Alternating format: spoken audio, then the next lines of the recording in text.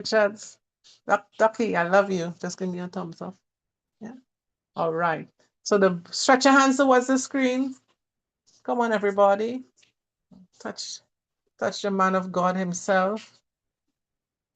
We want God to use him tonight. And so we say, use him, Lord. Come on, one more time. Are you laying your hands on him? Say, use him, Lord. One more time.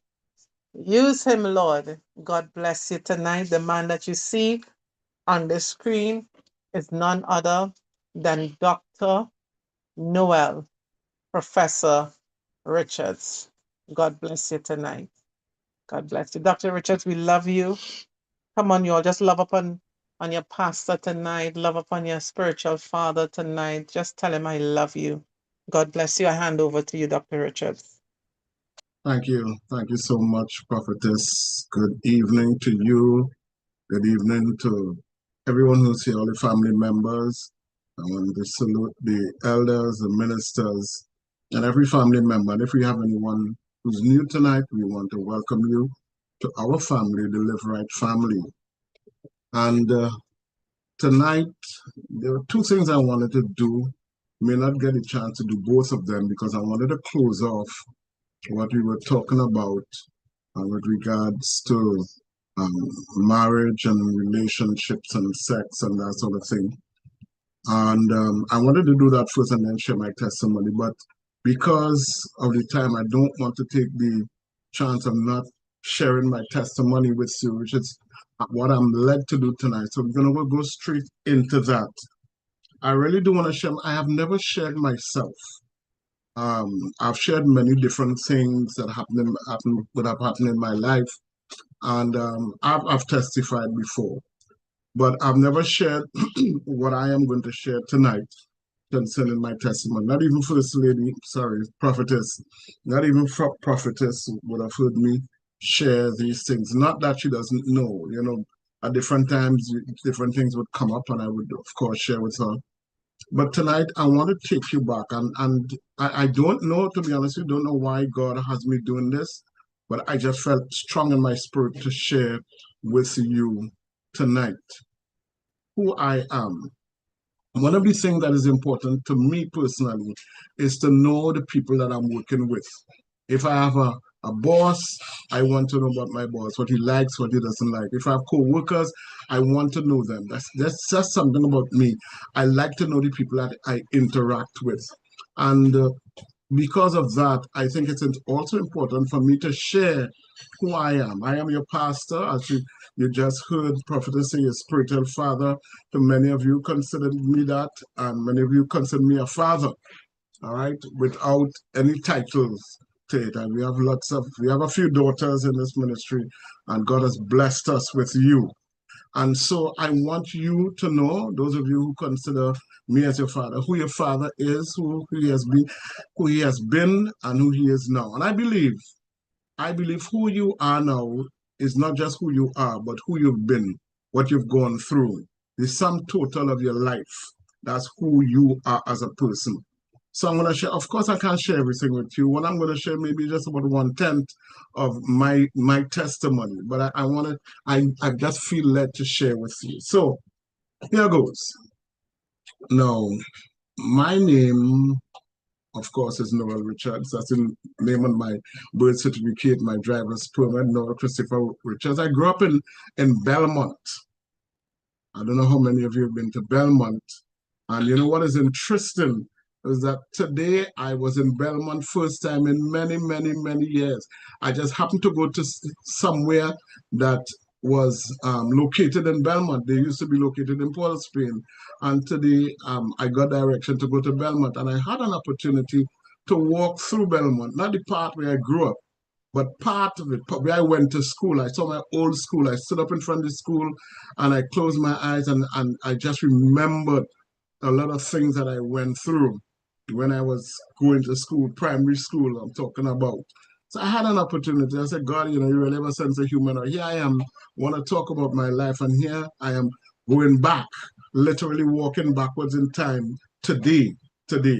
So I grew up in Belmont at a time when it was a village. a village. There were no fences and walls and things. You run from one house, one yard to the next yard. And that's the era I grew up in. I also grew up in an era where little children, 2 years, 1 year, 2 year old, ran around naked. Or you just had on a top.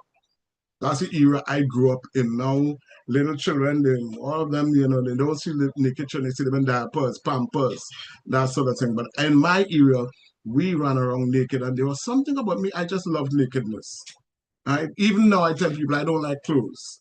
And it stemmed from small. I ran around, I walked, I played, and I'm talking about like 2, maybe 3 years old and under, always naked or just having a jersey or shirt. There was a gentleman by the name of Mr. John Pink, and he used to call me a name. I don't want to call that name. I don't want to call the name that he used to call me, but I was mortally afraid of Mr. John Pink. He had a deep voice, and whenever I heard his voice, wherever I was, I used to run home and run under the bed. I kid you not. And he knew that, and he enjoyed doing that. And he would come, and my back would be to him, and I heard him call the name, not my given name, not Noel. He just called me by that name, and I would just take off and run home and run under the bed and hide. And people used to make fun of me. The older folks used to make fun of me. I was really afraid of Mr. John Pink. I know he's probably long gone by now. Right now, I was born on Christmas Day, just like my father. My father was born on Christmas Day, and I was born on Christmas Day. I don't know if he planned it, but it just so happened to be that we both had the same birthday. I grew up in my aunts. There were, 3 of them? Actually, 4 of them, but one had Down syndrome. We used to call it just retarded. We used to say just retarded in those days. Now it's Down syndrome. And so there were other 3 that I grew up with. And in fact, one of my aunts, I was told, used to get licks on me because she always used to have me on her waist, she said, holding me as a little child, walking around with me. And so I grew up with them.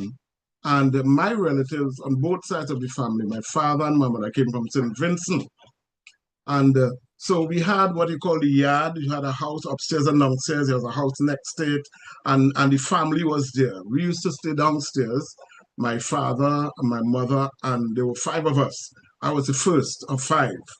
And we lived downstairs. In half of downstairs, somebody else used to live in the other half, and then there was another house next to it.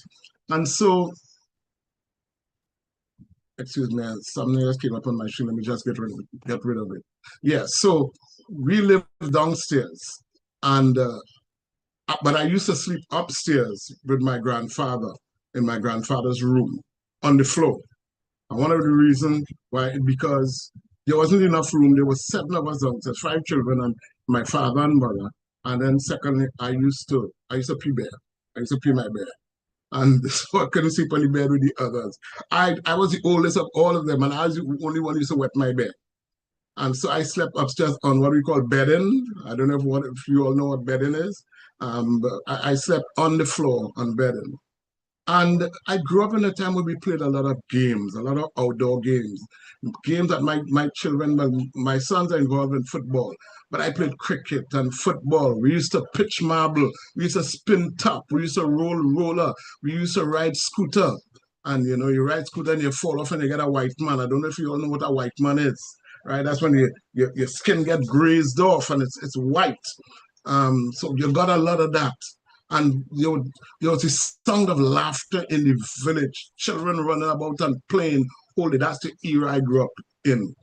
I grew up in a place where there wasn't so much concrete. There was a lot of trees, fruit trees.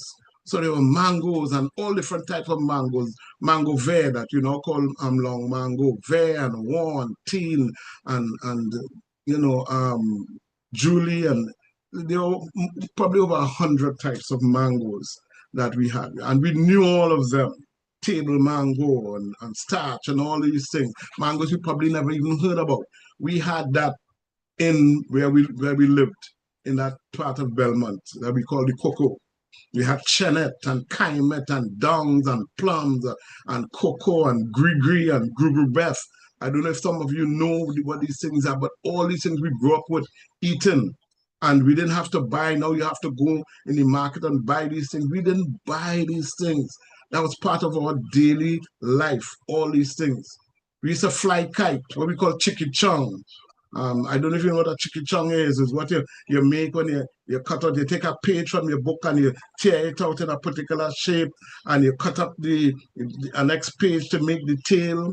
And then there were the normal kites, and then there were the mad bulls. All these things I grew up with, they were normal. And of course, there were different seasons for flying kites and this kind of thing. We used to catch butterflies and put it in a bottle. So we minding butterfly. We used to catch wabines. I don't know if you know what a wabine is. It's a river fish. So we used to catch wabines, but those fish, then you couldn't do anything with those fish. There was a guppy. The guppy was the better fish. All right, and not everybody had guppy. Not all rivers had guppy, but the wabine was just all river fish, and they weren't really worth anything. But when they catch a fish, you're good. You felt good. And we used to mind pigeons. Now they tell you stay away from pigeons because they're not healthy. But we used to mind pigeons, and we had what we call homing pigeon, where you let out your pigeon and the pigeons fly, and other pigeons used to follow this particular pigeon, a homing pigeon, and so you used to steal people's pigeon. You know, you send out your homing pigeon and they come back with about 10 pigeons and they lock them up. That was the era I grew up in. I grew up in the era where we used to take pallet stick and make jockey and run in the water. Some of you could identify and some of you have no idea what I'm talking about. So we used to have jockey in the water. We used to pitch and it was Boki and Lele and Putse and all these things we knew that my children have no idea.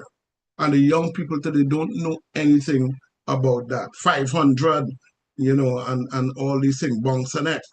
These things we used to play. In terms of school, we walked to school. There was no car taking us to school. The school wasn't right in the village. It was outside of the village, still in Belmont, the Belmont area. And I passed in front of that school. It was called Belmont Methodist School at the time. It's not Belmont Government Primary.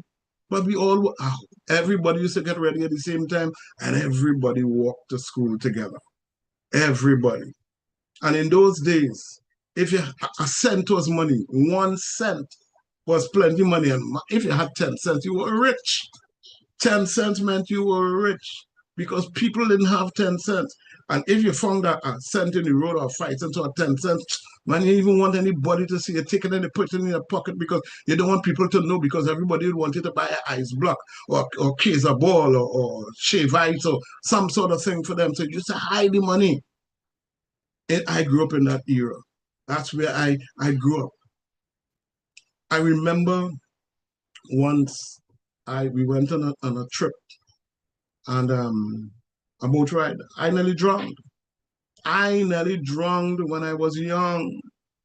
It's a good thing I had an afro in those days. I had an afro and I felt myself going under. I didn't know, and I was fighting up in the water and I just felt somebody hold my head and pull me out of the water. Thank God for afros in those days. And I got bounced down by a car riding on a bike, and I wasn't riding the bike. I was sitting on the what do you call the bar, and this fella come up from a minor road straight into a major road with me holding on, and a car was coming. Nearly died. I got bus head. There was a bus head pelted. We used to pelt mango. Nobody, you know, these days you see people would stick at the choking mango and they have this thing that they catching the mango. No, in those days we used to take stone and pelt mango. That's how it was. And I remember once we were pelting mango and everybody pelting mango, and I just felt this thing hit me in my head from from on top, bam, and I just felt the blood start to ooze, and I got confused. I just started to run and bawl and carry, and I remember that distinctly. Getting a bus head from mango, I got dog bite. We grew up because there were plenty of dogs and different people had dogs, and you're passing through the yard and you're getting dog bite. Or sometimes you just to run through the yard so that the dogs wouldn't bite you because you're going from here to there, you know, all over. That's the era that I grew up in. And, you know, it was a time when everybody knew everybody. And the neighbors could correct you. And people we had respect for the elders. That's the era I grew up in. We had respect for all the elders. There was a man by the name of Mr. Cox. Mr. Cox he was a teacher. I think he was a retired teacher. And he used to come home and give me lessons. And nobody liked Mr. Cox because he used to go by different people and give lessons. What I especially did not like about Mr. Cox, I could talk about him because I'm sure he's long gone now. Because I'm talking about when I was a little boy. Mr. Cox, if Mr. Cox met you in the road, he would stop you and he would ask you questions like, how many parts of speech are there? And if you happen to know the answer, if you don't know the answer, he would tell you. And he had us recited there. And if you happen to know the answer, well, there are 8 parts of speech, so you feel good, they say 8. You say, okay, name them. And you gotta stand up in the road and listen, your friends used to laugh at you because you get catch. They gone running and hiding. And Mr. Cox catch you and asking you question, and you gotta repeat this question. And he couldn't say no. Because if you go, went home and told the parent you're getting licks. So Mr. Cox would meet you in the road and ask you all kind of English questions that you had to answer. That's the era that I grew up in. I want you to get to know who Noel Professor Richards is and who he has been. I remember winning a dancing competition when I was small. Me with my 2 left feet, I can't dance. But I won the dancing competition because the judges were my uncles and some of the friends. So I won the competition and I won a pack of Smarties. I don't know how many of you remember Smarties in a little what do you call that? That's a container. Is a kind of chocolatey thing. A little, what do they call them now, but not choo-choos. I think I don't remember what they call them now, but Smarties. I want a pack of Cheers. Smarties. Cheers. They call it Chairs, cheers. right? Chairs, yes. Chairs. I won for dancing a competition, and me, as I tell you, I have 2 left feet. I couldn't dance, but I won the competition. I remember, and that was primary school. When I was going on to secondary school, I did what we call common entrance. You all call it SCA now, secondary entrance examination, but it was common entrance in my day. And I remember my grandfather said, if you pass your common entrance, I'll buy a bike for you. And I passed my common entrance, folks. I passed it. As a matter of fact, I didn't do as well as I wanted because my first choice was QRC, Queens Royal College. And I didn't pass for QRC. I have the honor of seeing 2 of my boys, having passed through QRC, but that was my first choice. I didn't pass on my first choice, or my second choice, or my third choice, or my fourth choice, and I don't know why. They sent me to a school that I don't think I even had in my choices. But they sent me to that school, but it didn't mean that I did badly, because that was the first year junior sex came out. And then most of my class went to a junior sec. I didn't go. I went to a 5-year school, Southeast Port of Spain Secondary. But I remember my grandfather telling me, when I was so glad to tell him that I passed my common entrance, and he didn't buy me the bike.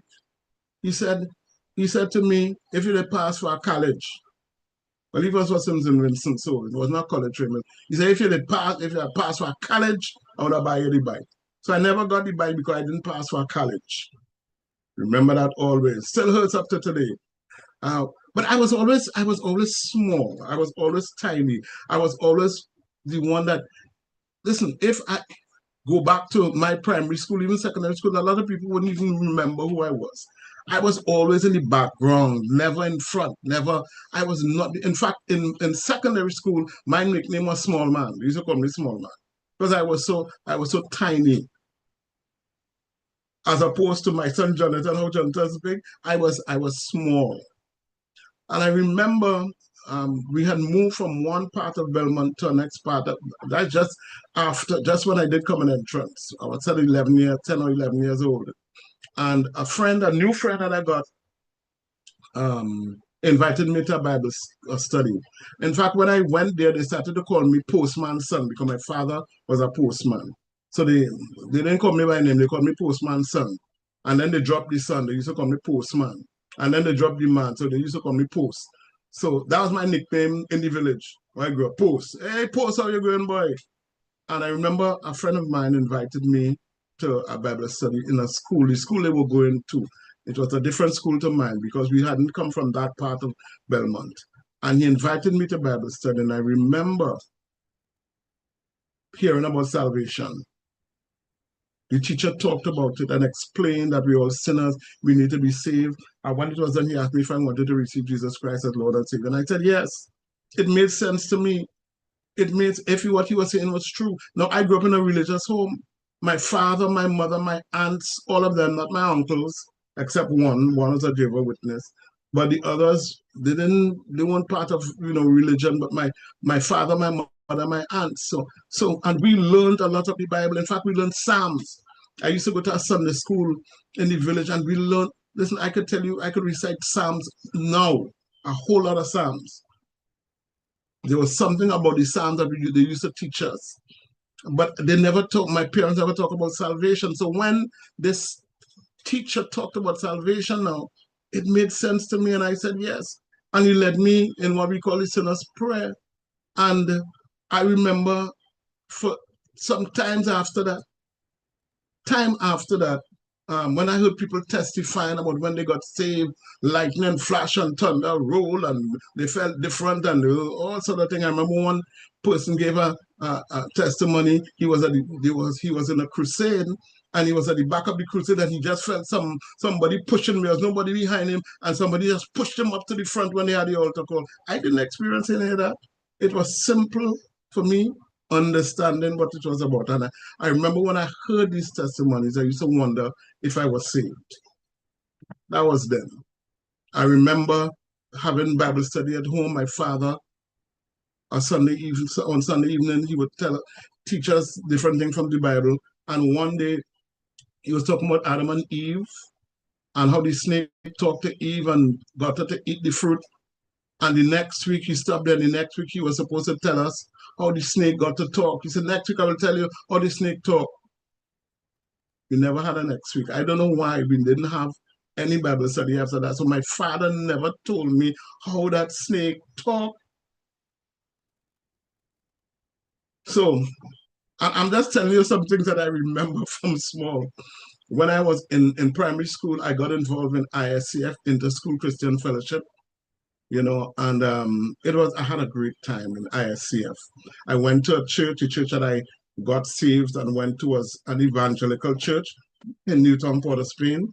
And it was an evangelical church, so there was no thing about talking in tongues and healing, no gifts of the Spirit and that kind of thing. And we had church on Sunday, Sunday morning, Sunday evening, prayer meeting on Wednesdays. And I have to tell you, prayer meeting was boring. Boring. Not like what you have now. Prayer meeting was boring. I didn't want to go to prayer meeting. In fact, I didn't even want to go to church sometime because you just had to sit down. You couldn't say amen or anything like that. You just had to sit down and listen. Yeah? And so let me move on because I'm sharing all this with you for a reason. Later on in life, I studied. I went, tertiary education, and I am fairly well educated. I went to most of the accounting schools in Trinidad. I did accounting. I loved accounts. So I went to, you name an accounting school in Trinidad, I went to. I went to what was then John S. Donaldson Technical Institute, is now the UTT,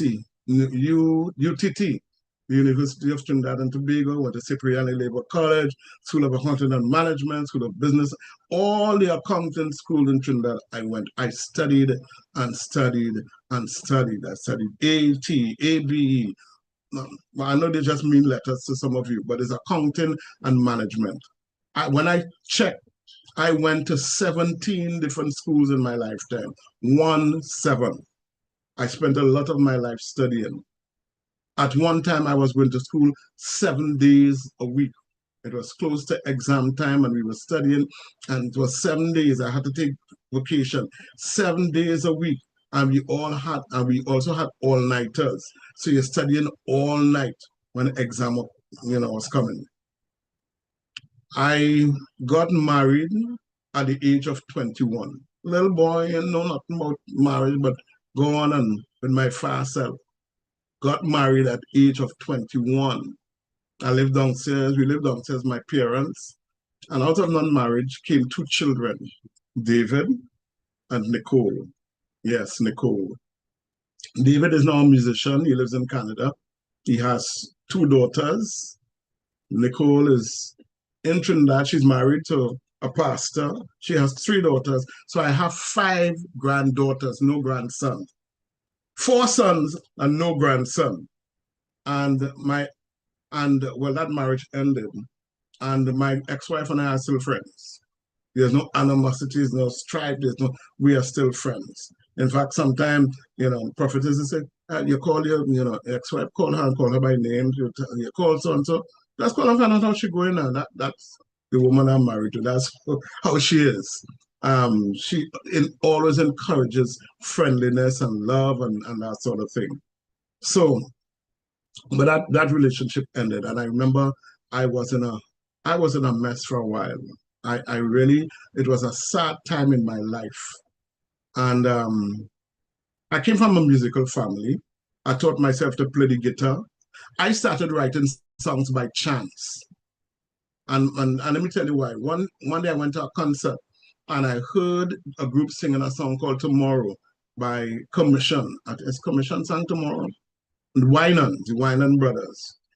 And they sang the song Tomorrow, and I loved this song. And I remember singing that song over and over for the next few weeks. And then one day on the radio, I heard this song again. And I realized the song that I was singing and the song that they were singing were two different songs. I had made up a totally different song. The only thing similarity was the word Tomorrow. And so I finished it, and I wrote that song. And it's a song that is played on the radio. I don't know if you've ever heard it. It's a song by Margaret Woodruff, Pastor Margaret Woodruff. First song I ever wrote. And then I loved Calypso, but I was told Christianity and Calypso don't mix. So I had to suppress my love for Calypso until one day I heard a group called Charis singing Calypso, and it was called Gospel Calypso. And I said, well, why not? And so I wrote my first Gospel Calypso. And people liked it so much, they told me about this competition that Youth for Christ had every year. They said, go and take part in the competition, man. They got the information. I did. I entered the competition and I came fourth. I believe I should have come first, but I came fourth. But what was interesting is that even though I came fourth, I was asked to be part of a group that was now being formed. The persons who came first, second, and third, they weren't asked. I was asked to be part of the group. And so I started with a group called Caribbean Witness. Brother Beans was also part of that group. He was the drummer. And we went all over. We sang all over Trinidad. We sang in the Caribbean. I remember going on a Caribbean tour. I've sung in the US. I've sung in Europe. Music taken me across the globe. Not every country, but outside of Trinidad and Tobago, all over Trinidad. People meet me sometimes and say, you remember when you all came to my church to sing? I don't remember. Toko, Manzanilla, all over the place. So I took part in the Gospel Calypso competition a couple of years, and then I stopped because something happened. I won the competition 1 year, and then 2 days later, a lady showed up at my home from YFC and said the judges made an error in compiling the results, and they didn't really win. And they came to collect the trophy. They came to take back the trophy, and I thought that was horrible. So I stopped singing in the competition. But what I did do was I became part of the organizers of the competition. There was a team by Youth for Christ, and so I was on the committee. So from then on, I started to build up, because I didn't want that to happen to anybody else. And so I started writing for other people who also won. I've written songs for people who won competition, both here and abroad, all over. There was one guy who won a competition, I think it's in Singapore, one of those places. He never told them that it wasn't his song. It was my song. There's only somebody told me that. But, so I've done that. I've written a lot of poems as well. There's a place that I used to work at every year on people's birthday. I wrote a poem for them, for each person. So that's plenty of poems over the years. I also became a radio announcer by chance. It was after winning one of the Gospel Calypso competition. As a matter of fact, there was a competition with all the past winners. It was called the King of King competition where they brought back all the past winners. They had a competition, and I won that one. So I am still the reigning gospel episode King of Kings, or King of Kings they call it, of gospel episode. We never had one after that, so I still retain that title. And I remember being interviewed on the radio after winning the competition. And, like, the guys didn't know what to ask me, they didn't know what to say. And I felt that I was conducting the interview, and I said, but I could do this thing. I could do this thing. And then right after that, not only me, but somebody else was listening, say, hey, we started a radio program, we wanted to be a part of it. And so I started doing radio with Nicole Holder. We had a program called Hosanna Tempo on Radio Tempo. It is now Vibe City 105. After that ended, I went to Radio Trinidad, Victory Outreach Church. I had a radio program. I don't know how I ended up there, but I also went there. And then from there, somebody said, listen, why don't you do a broadcasting course? You're doing radio broadcasting. Why don't you do a course? I went, I did a broadcasting course, and I came out on top. I topped the class. And because of that, I was recommended to a gospel station, 94.1 FM. So, and that's what they do for whoever, would top the class. So I think it's the first three they recommend to different people. So I was recommended to 94.1 because it was a gospel station. I went there and I had a baptism of fire, because when I went there for the interview, I did my demo, and they sent it in. And when I went there, a gentleman, they told me I had to go in to see him, knocked on his door, went in, good morning, Mr. Leasing. I could call his name because it happened. Mr. Louis Leasing. He looked up at me once, and then he put his head down, he's writing. He said, yes. I said, well, I came for the interview. He continued writing, and he said, so you think you could be a radio announcer? I said, yes. So why do you think you could be a radio announcer? Well, I did a course and I came out on top. So do you feel that I will make you a good radio announcer? And I said, yes. And then there was a pause. He continued doing what he was doing.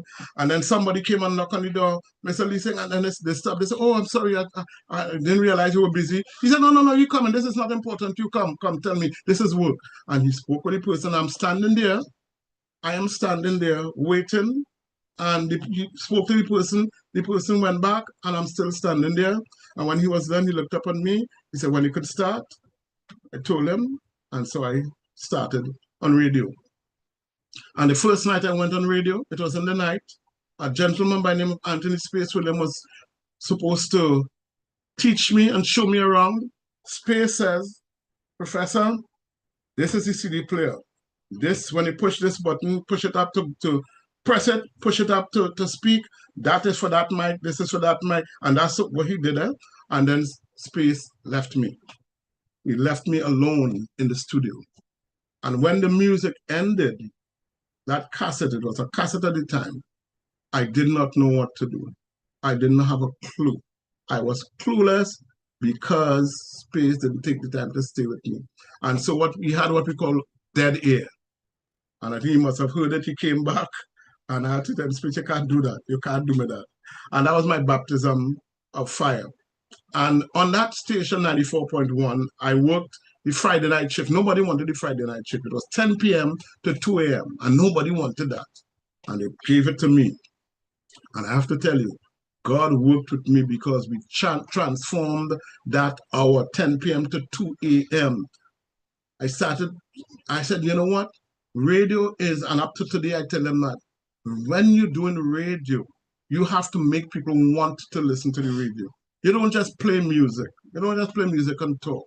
Music is, you have to communicate with the people. And so I started doing a quiz, a Bible quiz on Friday nights. And I was also on Saturday nights, same time, 10 to 2. And on Saturday, I did a quiz, but it was general knowledge. And people started calling in and answering questions. And we did it as a competition. You have to call in and say a name and where you're calling from, whether it's east or west or north or south. And everybody got to know one another because we knew each other by name. And then one day somebody said, why don't we meet? Everybody knows everybody, why don't we meet? And so, and even before that, we said, you know what? We have to get a name for this program on Friday night. And I remember I got a call. It was Reverend Leland Henry. I was on a Friday night. I was playing music. And I picked up the phone. He said, Noel. I said, yeah. He said, what you doing there, boy? I said, what do you mean, what you doing? He said, this is Friday night. People work hard all week. That's slow music you play. No, that's not the way. Not for a Friday night. And so I took his advice and I started playing up-tempo music, and people loved it. People loved it. And we had a little competition to name the segment. And so that's how the gospel sizzle was born, because we were sizzling hot. And I was working on a Sunday evening. So I worked Friday, Saturday. Sunday evening, I worked, I think it's either 4 or 6 o'clock. And one day I got a call. People would call, I am Deborah from Coquille. I'm this one from that one, from this place. And one evening I got a call. I opened up the lines and I got this call. And the person said, this is Nicole from Marabella. I said, hi, Nicole. What are you doing?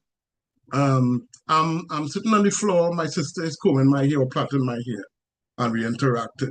Next Sunday, no, she called me. She said, hi, CJ. So I said, I'm not CJ. CJ was one of the other announcers. I said, I am not CJ. I am Professor. She didn't know. She didn't know who I was. And so that's how we connected. The next Sunday, this is Nicole from Marabella. What you do, Nicole? My sister plaited my hair. Next Sunday, Nicole from Marabella. What you do, Nicole? My sister on the floor. My sister plaited my hair. Always. Same thing. And so we interacted. And then I remember, like now, there were times when I was on at different times working for different people. And I remember, I don't know how we connected. I don't know if she called the station and she said, Professor, I heard you were on this morning. Listen, when you're working at working a shift that is not yours, could you call and let me know? So I said, well, how can I call you? She said, well, take my number. So she gave me her number to call her. And so that's how I got her number. And she also told me one day, she said, listen, I work in this place. If you're in the area, just drop by, all right? And so one day, I dropped by. I was in the area and I dropped by at her workplace. And she would tell you that story. But let me tell you from my perspective. I saw this young lady. I came, I pressed the bell. I think they had a bell or something. I don't remember. When knocked. And she came out and she was wearing a crocus bag. You all know what's a crocus bag? It's an old brown thing, old looking thing. Sometimes you just don't feel like dressing up. So you go to work looking anyhow. That was the day she decided that she didn't feel like dressing up. So she went to work anyhow. So when I went there and I asked her, Nicole, she said the floor could have opened up and saw her. Because here's Professor coming to look for her and she's not looking her best.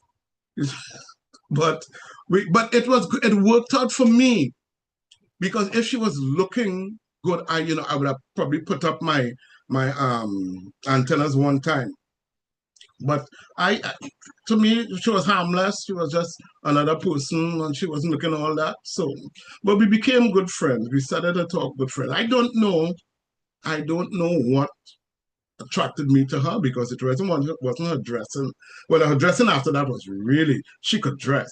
I think it was her legs. Yeah, I love legs. I'm what you call a leg. And she has beautiful legs. And she used to wear a short skirt too. So I remember this one particular skirt, a pleated black skirt. I always remember that skirt. So maybe that's what attracted me to her. But she was also very kind and giving, and she talked a lot. She talked a lot. She talked so much that one day, TSTT called her to find out why her phone bill went up so much, because she would call me. And in those days, cell calls was really, really expensive. And she called me and talked, and we would talk for hours, and she would talk on the phone, and they called her in to find out what was wrong, why her bill went from maybe a couple $100 to thousands of dollars. Yeah. But anyway, let me move on.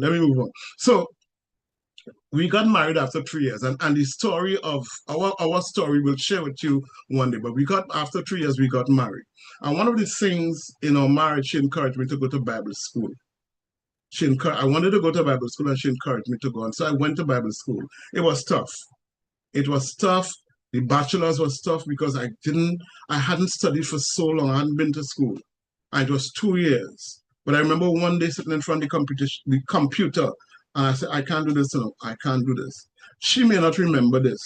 She passed by when I said that, and she just put her hand on my shoulder, And she said, you can do it. I believe in you. That's all she said, and she walked away. And I believed her. I believed her. There's something about when she spoke. There's something about this woman's voice. So you all would know what I'm talking about. It's convincing. I just knew after she told me I could do it, that I could do it. And I went and I got through it the 2 years. In fact, I was the valedictorian. I got up. Let me see beside this trophy that I got for being the class valedictorian. And then she encouraged me to go on to do my master's. And master's was like Greek. Master's was difficult. Masters, we didn't have classes every day. We had classes twice a year for 1 week, an intensive thing. We did Greek. And when I tell you Greek, it's like Greek. Greek is not easy. We also did 1 week of intensive study, exam, 5 days a week. But here how the exam was. You did the exam, and then the lecture was done. And they flew in the lecturers. So these lecturers who actually wrote the textbook, they flew them into the country so that the one who was coming on Monday sent the exam before. So we had to do the exam. Given the exam at the beginning of the class on Monday, we give the exam that we did, and then he lectured. So you're sitting down there in the lecture room and you hear him talking about certain things, and I said, but I didn't write that. I didn't put that. And this is what he's sharing.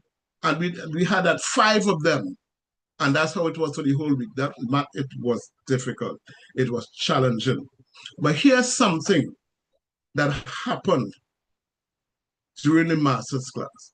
One day, in a place, I don't know, it had nothing to do with where I work, where I live. I just found a flash drive. I found the flash drive on the floor. And you're not supposed to take flash drive and put it in the computer, but I did that. And guess what? The flash drive had the answers to some of the things that we were studying, because we had a study group for the master. I had to be God. I can't say anything else. How this flash drive out of nowhere had information that we need, and I say we because I shared it with my colleagues who were studying. How in the world this flash drive had the information that we were bursting our brain to we had to search the internet, and because the lecturers, not the lecturers for that week, another set of lecturers, they gave you a whole about 5 pages of a website that you have to go and check to get information, and you can't go through all that because remember you're working too, and you had to go in the evening, and this flash drive had all the information. So today, up to this day, I don't know. I said, God, thank you. And so I got through the master's. The class went from 20-something, and only 2 of us graduated. It was that challenging. 2 of us graduated. I didn't become valedictorian because I was told the other guy, he had 2 more on the exam, 2 more marks than me. So he was the valedictorian. And then, of course, I went into my doctorate, and that was crazy. That's another story for another time. Right? I've done lecturing all over the place, lecturing for even the government. I've lectured for, and guess what? I became a pastor again by chance. By chance, I used to go to this church down in Marble, and one day they said they wanted to ordain me as pastor. And I said, me, not me. I don't want to be a pastor. I never wanted to be a pastor. And I remember I spoke with, first of all, Bishop Gary George, and I told him, and he said, yes, bro. One time he said, yes, you're a pastor. And then I spoke with my sister, and I said, Karen girl, I don't understand, I don't know how these people could be a pastor. I don't want to be a pastor. And she asked me, she said, so what do you do in church? And then when I told her I used to minister and counsel people and do that, and she said, Noel, but that's what pastors do. You're already a pastor, they just want to make it official, and that's what convinced me. And so I became a pastor. I was ordained as a pastor, officially ordained as a pastor, both here and in the States. I went to a convention and they ordained me twice for being a pastor, and ended up pastoring. Nicole was ordained as a pastor. That was before I was married to Nicole. And she was ordained as a pastor after we became assistant pastors. We pastored a church in one of the branch churches in Arima. I think that's where we met Ella Sherry. Did we meet you there or we knew you before? But I think we met her there. She was part of the ministry. Skipping forward, I'm trying to do this as much fast as possible. 2017 to 2019, folks, was the most trying year for our marriage. It was a time when we almost parted ways. You see us now loving one another, but it wasn't always like that. That 2017 to 2019 period was horrible. We started pastoring a church in Chaguanas. We were asked to leave the church we were in and to come and pastor this new church in Chaguanas. That happened during that time. During that time, I was diagnosed with cancer. During that time, I lost my job. Talking about 2017 to 2019, I lost my job, not because of anything that I did, but because of the economic situation. A few of us were sent home. The year after 2019, Nicole lost her job for the same reason, economic reason. Then she got another job as a not right after. She sent out resumes every day. She was there behind the computer sending out resumes. That's another story for another time. But she got another job as a manager, and then COVID came. And because she didn't take the vaccine, she wasn't kept on, and that's the next thing. But here, what LiveRight Ministries was birthed out of COVID. Out of COVID came this ministry. You all know because we've told you this story already. In terms of my family, Joshua was in the hospital 3 times. Once when he was now born, something was wrong. We had to take him back to the hospital, and they had to hold him and give him an injection in his back, and it wasn't a nice thing. Twice he had things up his nose. I think we gave you all that story already, where they had to pull it out. We didn't know he had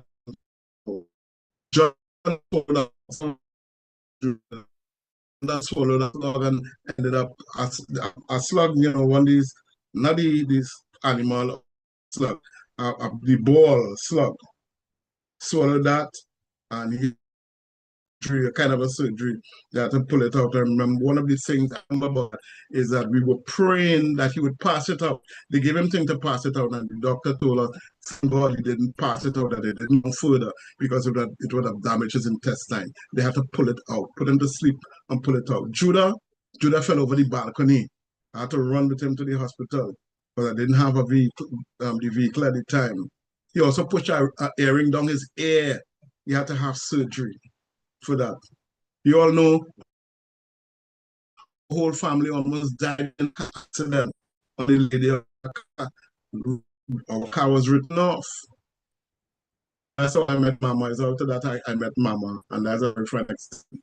But God has brought me from being a boy who was almost invisible to the forefront, where now I am known. People know me. The disadvantage of that is you have to always be in the best, always, because from the time I open my mouth to talk to somebody, Professor, you. So you had to be in the best behavior. Today I had to go into a bar. I wanted to pee. And there was this bar. I walked in the bar. I said, "Do you have a washroom?" Yes. They sent me to the washroom. Went to the washroom. When I'm coming back now, I didn't notice that there were so many people in the bar. And I'm walking, and it just felt as though all eyes were on me. And I know it was imagination, but I felt people asking me, "So what are you doing in here, Professor?" That was what was going through my mind. So you always have to be careful of where you go and what you say. But the advantage is that people I probably will never ever meet. And I'll tell you something, huh? All that I've shared with you is the brighter side of my life. But that's not all it was to me. I wasn't always a good boy. I know what it is from a young age. I know about masturbation. I know about watching porn. In those days, it was magazines. It wasn't like now. I know what it is to be sexually involved with different girls as a teenager, as a young man. In fact, I had to stand before the church I was going in to apologize and confess. In those days, I used to do that. Yeah, me, this one here. I had to stand before the church and tell them, yes, I did have sex and I did this and ask the church for forgiveness. I went through all that. But I'm grateful to be alive today. I'm grateful to be here today. And one of the reasons why I'm grateful is because my mother could have aborted me. She got pregnant with me when she was about 14, either 13 or 14. She wasn't married, she was a little girl. And they could have aborted me. My father, I understand, what only last week I found out my father was the third son, and there was a girl. And I understand, this is what I found out a few days ago. The first child was born, the second one died. The third child, who turned out to be the second one was born, the next one died. Then one was born, and then my father came. So according to the lineup, he was supposed to die. He was supposed to be dead because every other child died when my father lived. If my father had died, I would not have been here. But God had destiny on his mind for me. I didn't always know God was there, but he was always there. I remember standing at my back door one night with tears in my eyes during that 2017 to 2019 period and screaming, not out loud, but in my mind, where are you, God? Where are you? It was so bad. He didn't answer me in the same way, but he answered. And today I'm here, grateful, thankful, and just in awe of the God that I serve. You know, it's amazing how God could take one life and affect so many others. I heard a story of this man who went to one of these guest houses, a bed and breakfast, and he asked for a room and they told him $100, and he gave the bed and breakfast owner the $100, and he had to go upstairs to his room, and the guy took the $100 and he remembered, hey, I own the barber $100 because I take a haircut and a couple of haircuts, 2 haircuts, and I didn't pay him. So he went and he paid the barber with the $100. And then the barber remembered that he had some plumbing problem that he didn't pay the plumber for. So he went and paid the plumber with the $100. And the plumber remembered that the other day he needed some tools, and fella went and pick it up for him in his van, and he didn't pay the guy. So he went and he paid the guy the $100. And the pickup driver remembered that, Miss Mary had baked some things for him and he didn't pay her. So he paid Miss Mary with the $100. And Miss Mary remembered that this young boy came to cut her grass and she didn't pay him. So she paid him. And the person who went and cut the grass remembered that he took something from the shop that he didn't pay. So he went and paid the shop with the $100. And the shopkeeper remembered that the same bed and breakfast owner, he had owed him $100 or something. So he went and he carried money. The money reached back to the bed and breakfast owner. And the fella who was taking the room came back and said, you know what? I ain't feel I want to take that room again. Huh? Took back his $100 and went his way. He didn't know that his $100 paid everybody. Nobody was owing anybody anymore. God could use you in ways that you don't even know. That you don't know, you don't know, you don't know. And so I thank God for using me. It's not a boast. I don't make a boast in myself. Everything I've told is of God directing my life. Everything. I realize that now when I look back at my life, I see the common thread was the goodness of God. Somebody's mic is open. The goodness of God. And I'll tell you something. I've written hundreds of songs. I've written a lot of songs. But there's a song that I've written that I want to share with you. All of this is leading up to this tonight. That I have written. Joshua, could you come, please? I've written this song. It's a testimony song. It has not yet been released. In fact, the song is not even finished in terms of the studio work. But I wanted to share it with you tonight. One of these days, you're going to be hearing it on the radio. And it's a testimony song. And I'm sharing it with you based on experiences that I've had in my life. So I'm going to ask Joshua, could you come, please? Let me just take off my video so they wouldn't see you. Why is my video not? Could you, I want to share this. So could you just pull it up to share for me, please? In fact, this is it here, right? This is it here. So could you?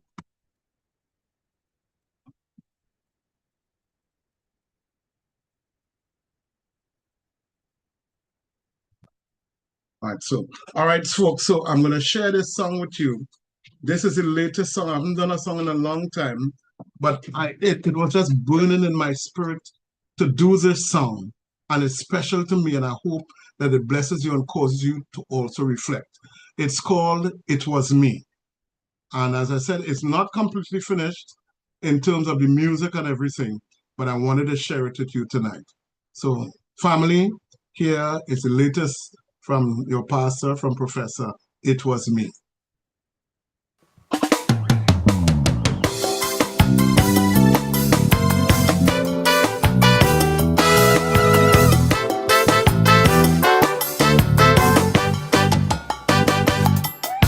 said, Father, Almighty Creator, it has some things that really bothering me. You see, I live my life as your servant, doing whatever you want, and nobody forced me. I did it all willingly. Now you promise never to leave me, that you'll always be beside me, and with you I'm going to spend all of eternity. But when the pressures of life just knocked me down and had me desperate on the ground, when I checked for you, Father, you were nowhere around. Father, tell me, remember when you were an infant, running around no pants in Belmont, and you climb up the tree and was trying that stupid stunt, and you fall down and you hit your head, and everybody thought you dead, but you get back up and start back playing instead. And when you got little bigger, catching wabbings down in the river, and you nearly drowned cause you fall down in the water. And the crash you wasn't in love and tea, and all you get was a little bruised knee. It is not that you were lucky, it was me. It was me. Father, tell me, it was me. He said, I save you from calamity, yet you're going wrong thanking everybody. But who saved you from being a casualty? It was me.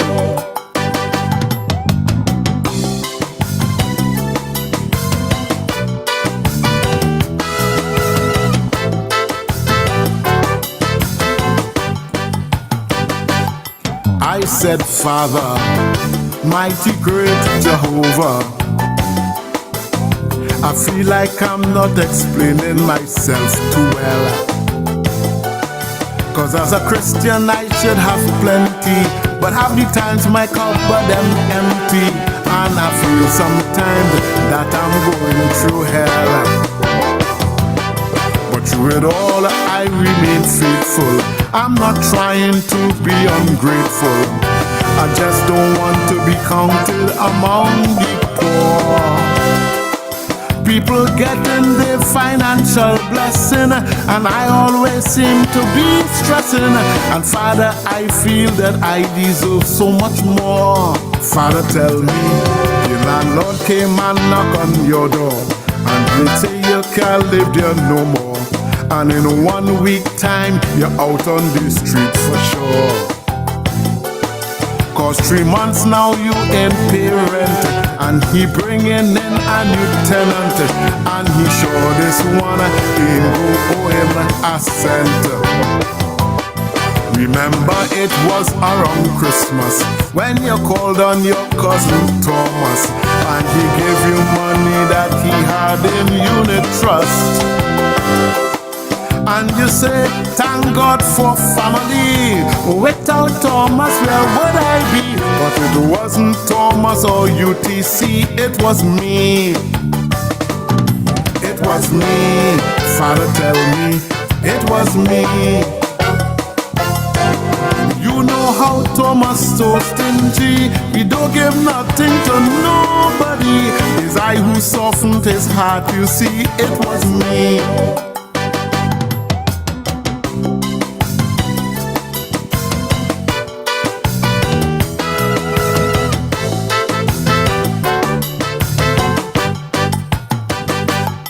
I said, Father, mighty great Redeemer, it still have things that I do not understand. Not trying to be disrespectful, I'm not one of them crazy people who just talk to you and treat you like you're a man. But I'm still looking for the answer. Like when they diagnosed me with cancer, was back and forth in and out of the hospital. Was radiation and chemotherapy, And when I thought you'd be there for me, when I call out to you, you didn't answer at all.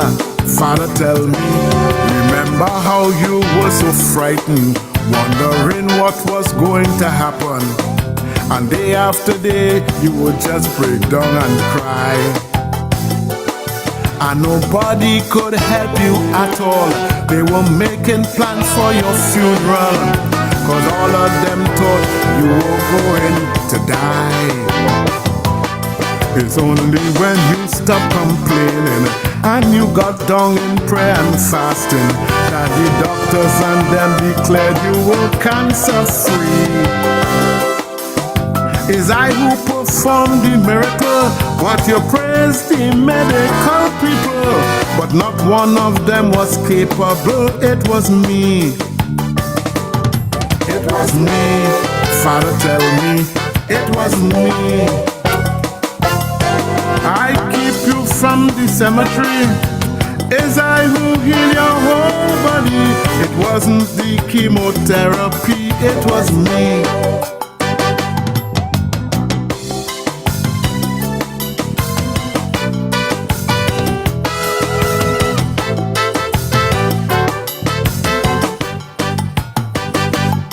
I said, Father, forgive my behavior.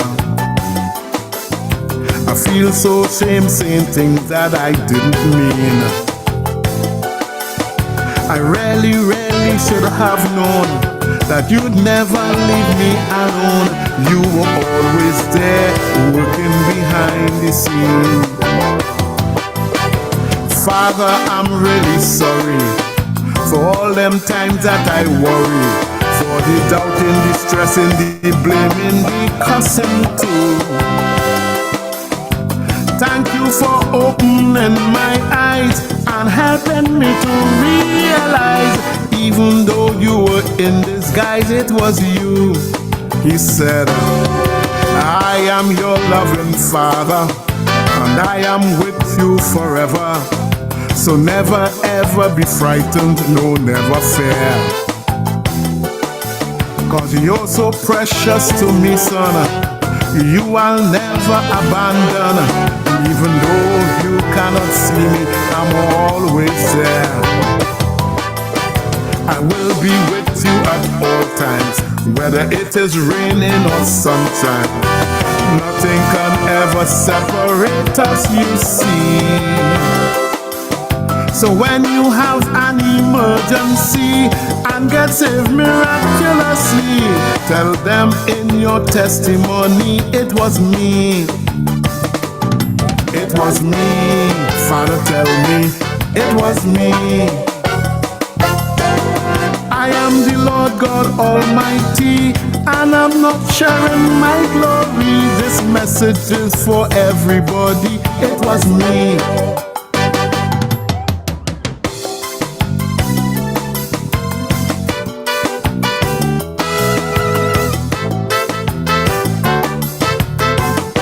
So that's my testimony. That's my testimony song. And, as I told you, I've written many songs, but this one is personal and precious to me because that's what God said to me. He said, all them times, all those things that you've been through, you didn't realize I was right there with you. Sometimes you think you're all alone and you think you're wondering, God, where are you? Like I shouted to him that night in my head, where are you? He was always there. He is always there. And I wrote this song from the heart. I wrote this song for me to sing. I usually write song and say, I wonder who could sing this. I wrote this because it's my personal testimony. I trust that it blessed you. It's not completed as yet. We still has to mix and master for those of you who know about music. And some more instruments have to go in and whatnot, but I couldn't wait. I wanted to share. I just felt impressed to share this with you as I share my life story. And so, this is who I am. This is who I am. And that's just a little piece of my testimony. There's so much more, but this is who I am. This is who your pastor is. This is who Prophetess is. This is who Dr. Richards is. This is who Noel is. this is, I I'm in awe of God, the God that I serve, and I want to continue serving him for the rest of my life, because I realize that my being in this world was by chance. I mean, both the fact that my father wasn't supposed to be here and my mother got pregnant at that age, two situations where I should not have been in this world, but God ordained that I should be here. And so I am grateful. I'm thankful. I don't take life for granted. And I don't, not just my life, but I don't take people's life for granted. So God bless you. God bless you. I just want to, I know it's 8:30. Anybody has any questions? I really wanted to leave some time for questions, but it didn't work out that way. Anybody? Any questions? Any comments? Anybody? Quickly. Let me just shift my screen here. Yes, me. So yes. So I see the question came back up again. I wanted to ask you a question that was sent a while earlier. Yeah, so that's the question I was going to ask you, because somebody was asking if what happened to you is the reason why you don't like Dead Air. Well, no, I shouldn't say yes. A dead air for any broadcaster is not good. We don't like dead air. So it's not just me. Dead air means nothing is good. Listen, a second on air is a lot of money. When you have to do a voice a commercial, you get paid by the seconds. I think it's about $15 a second. So money, time is money. Time is money. Yeah, time is money on the air, on the radio. So we don't like that air at all. And even worse for me with what happened, it just brings back that memory. He left me all alone. He just left me and went. That's not what you do with people. Right? This was my first time and he just left me. Anyone else? Question, comments? I see a lot of people like your song, Dr. Richards. Thank you. Thank you so much. It's my testimony song. I see a hand up. Christine. I'm seeing the screen now. Sister Christine, make sure to come on mute, please. You all just give me a few minutes. I really wanted to have some time for you to. Pleasant night. Pleasant night. Noel. Aye. My question is that song that you made, right? When you was personally with the Lord and making that song that come to your head, and the voice, were you in tears? Were you because it's like listening to it is really personal. Listening to it is like you was asking questions, interacting with it.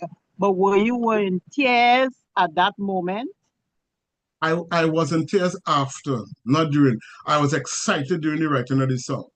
Usually I write a song and it's, this song is good and and you feel good. For this particular song, I was just excited as to what was coming next. Lord, what am I supposed to say next? Because I got the first verse and that's all I had. And I didn't know what to do after that. And I kept thinking and thinking about it and meditating. And then it just started to flow. And I started to get excited as though it was somebody was telling me something and I just writing it down. So, okay, so what next? And that's how I was going. But the tears came after. The tears came when I the whole song. Thank you. Let me just say the tears came after. Even up to today, I'm listening to this song and tears came to my eyes.